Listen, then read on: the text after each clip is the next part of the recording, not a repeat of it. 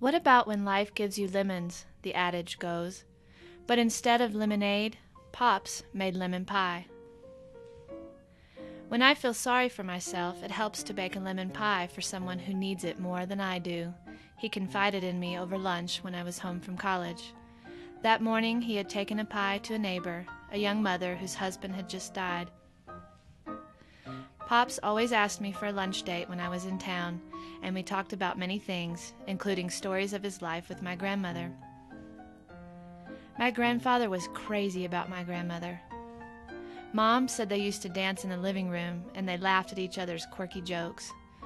Once, he asked her to keep her foot in the pearly gates if she got to heaven first, so he could sneak in unnoticed. He wasn't sure he could get in without her.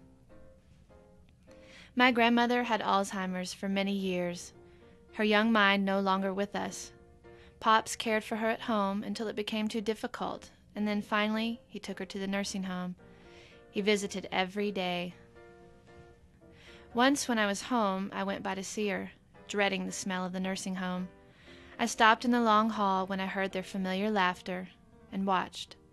My grandmother was no longer herself, barely able to recognize even Pops.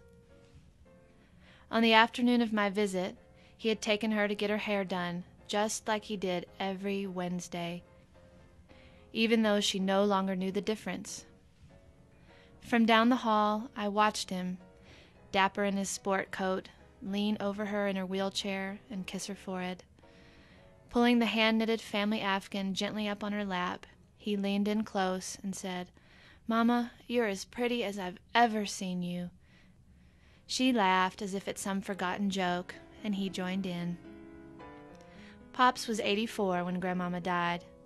He started volunteering at the hospital, played violin in the community symphony, and sometimes he baked lemon pies.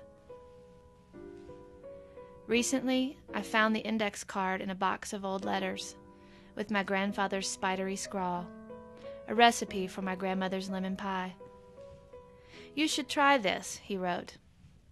"Even I can make it, though not without your grandmama." You could cry or die or just make pies all day. I'm making